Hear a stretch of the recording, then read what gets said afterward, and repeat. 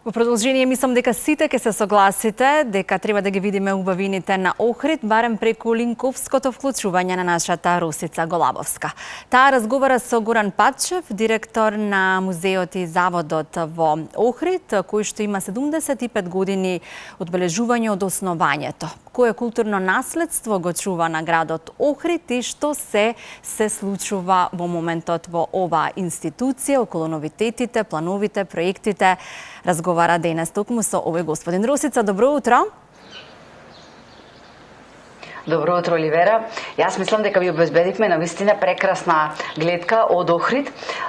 Националната установа Завод и музеј е сместена во една од најстарите објекти во Охрид со фантастична панорама кон Охрид и стариот дел на градот.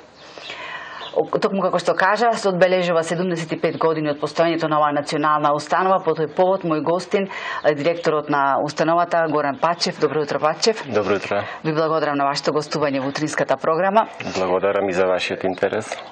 Што е она што вас ви представува за вас најголема привилегија или впечаток ви остава, а е сработено во овие 75 години од страна на оваа установа?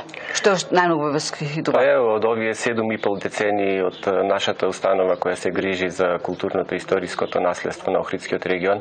Јас веќе малце повеќе од 20 години сум дел од незе и највпечатливо е од самиот почеток од 2005 кога станав дел од оваа установа, изработка на елаборатот за валоризација на старото градско јадро врз основа на што се донесе и законот за Охрид од 2011 година.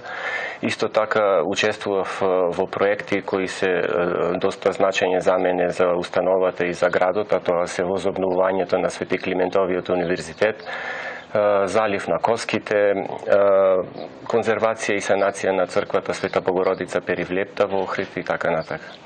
Доколку овие 75 години треба да ги прекажеме преку фотографиите, да речеме 3 фотографии. Што би се нашло на тие 3 фотографии од нашето културно наследство? Па несомнено тука се милениумските проекти, тоа се санацијата и конзервацијата на Самоиловите тврдини, возобновувањето на Свети Климентовата црква Свети Пантелеймон на Плаошник, античкиот театар,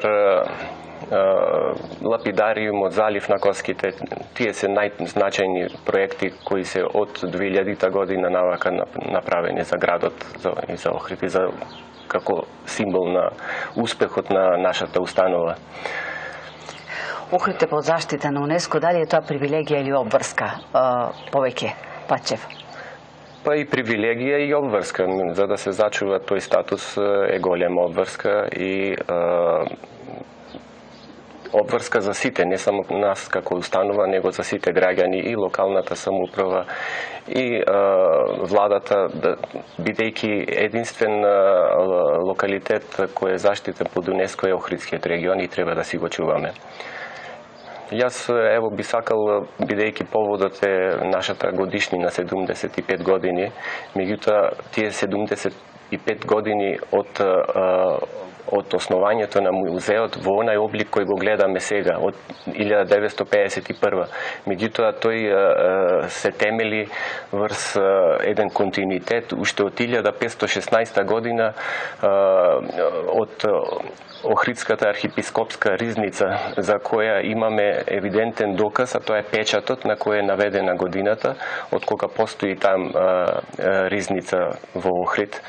Потоа 30-тите години од самиот старт кога Кирил Парличев ги почнал првите археолошки истражувања и го открил Свети Климентовиот гроб, па потоа собирање на музејски предмети со Димче Коцо, потака доаѓаат плејада на стручњаци, на археолози, историчари, како што се Владо Маленко, Паско Кузман и така натака, до ден денеска